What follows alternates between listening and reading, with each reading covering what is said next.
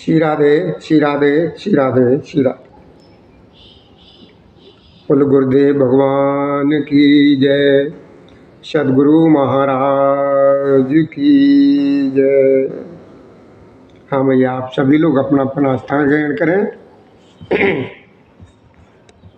और शांति के साथ बैठने की कृपा करें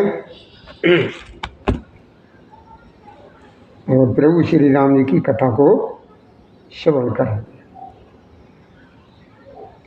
एक बात बताइए, आप सभी लोग जो है ना मोक्ष मोक्ष कहते रहते हो, ये मोक्ष है क्या चीज? मोक्ष कहते किसे? मोक्ष जो है ना किसे कहते हैं?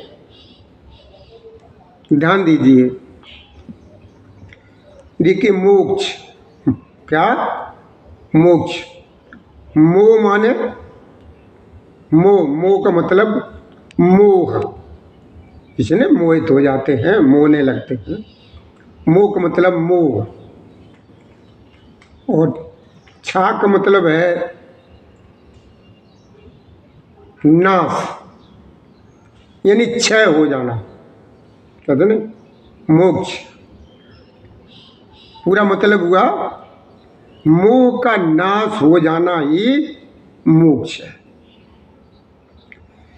देखिए, अब ध्यान दीजिए, ये ध्यान दीजिए, मोक्ष का मतलब समझिए कि हमारे मन के अंदर धीरे धीरे, मेरे मन के अंदर, मेरे विचारों के अंदर धीरे धीरे मोह का नाश होने लगे, यानी मोह कम हो जाना, उसी को मोक्ष कहते हैं। बल्कि बहुत होशियारी से जीने की आवश्यकता है, मरने की नहीं। बहुत होशियारी के साथ जीने की आवश्यकता है। अब देखिए, कुछ हमारे अंदर लक्षण ऐसे होते हैं जो उस मार्ग से हमको भटकाते हैं। ध्यान दीजिए, अगर हमारे जीवन में ये 5 आवश्यकताएं कम होने लगे तो हमें समझना चाहिए कि हम मोक्ष के रास्ते पर चल रहे हैं। बड़े ध्यान से श्रवण करो। अगर हमारे जीवन में यह 5 आवश्यकता कम होने लगे तो हमें ये समझना चाहिए कि हम मोक्ष के रास्ते पर चल रहे हैं। अब ध्यान दीजिए, वे है कौन सी? देखिए, पहला वस्तु,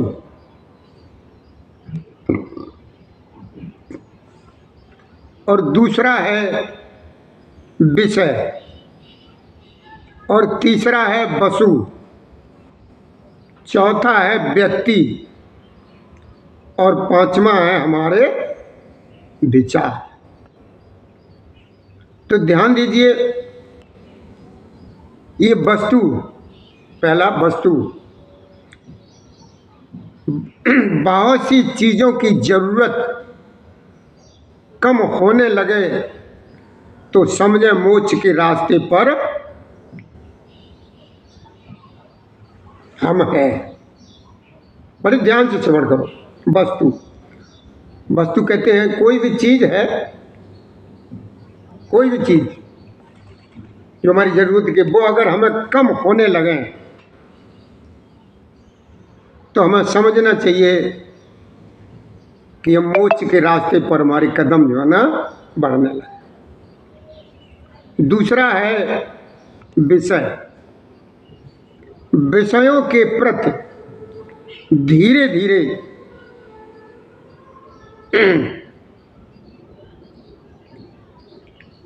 मतलब धीरे धीरे विषयों के प्रति धीरे धीरे उदासीनता आने लगे तो समझे हम मोक्ष के मार्ग पर है। मतलब विषयों की प्रति धीरे धीरे उदासीनता आने लगे तो हमें समझना चाहिए कि हम मोक्ष के मार्ग पर हैं। और तीसरा है वसु। वसु कहते हैं धन दौलत को, यानी पैसे को, धन। देखिए, धन इकट्ठा करने की आदत अगर कम होने लगे तो हमें समझना चाहिए कि हम सही मार्ग पर चल रहे, यानी मोक्ष के मार्ग पर चल रहे। यानी तीसरा वसु, यानी धन इकट्ठा करने की आदत कम होने लगे तो हमें ये समझ लेना चाहिए कि यह मार्ग हमारा सही है।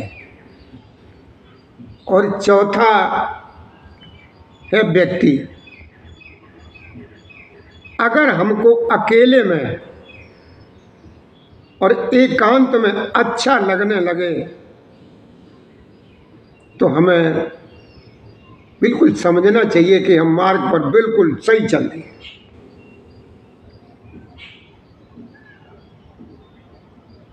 व्यक्ति को अकेले व एकांत में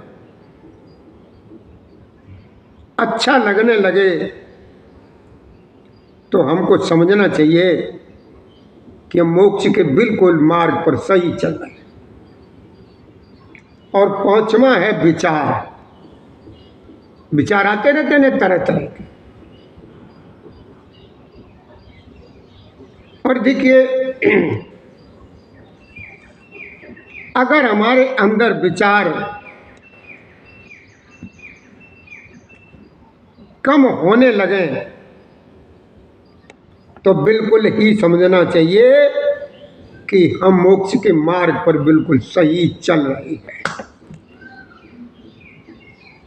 हमारे अंदर जो विचार हैं, जो आते हैं कि ये हो जाना चाहिए, वो हो जाना चाहिए, ये होना चाहिए, ये हमें मिल जाए, वो हमें मिल जाए, ये हमारे अंदर की जो विचार हैं ऐसे कम होने लगे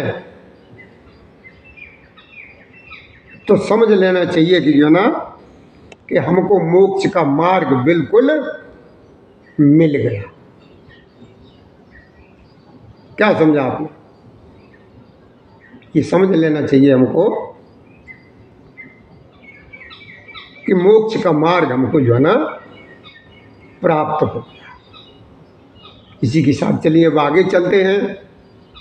प्रभु श्री राम जी की कथा को श्रवण कराएंगे। शांति के साथ बैठ जाइए। आज देखिए होली का त्यौहार है, 14 तारीख। बड़े हमारे सभी लोगों से प्रार्थना है, हाथ जोड़ करके प्रार्थना है कि भैया सभी लोग बड़े प्रेम के साथ, वो तो गाड़ी ले गो, काली वाली। अब गाड़ी तो काली वाली वही लगेगा, वो तो 5 बजे। तो अब हमें नहीं मालूम लगा कहाँ गो।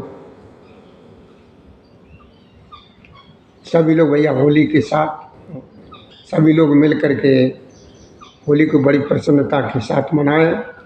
हमारे तरफ से, हमारे शिवधाम आश्रम के सभी लोगों की तरफ से आप लोगों को होली की बहुत बहुत बधाई हो। जय श्री राधे, जय श्री कृष्ण गोविंद हरि मुरारी, हे नाथ नारायण वासुदेवाय नमः।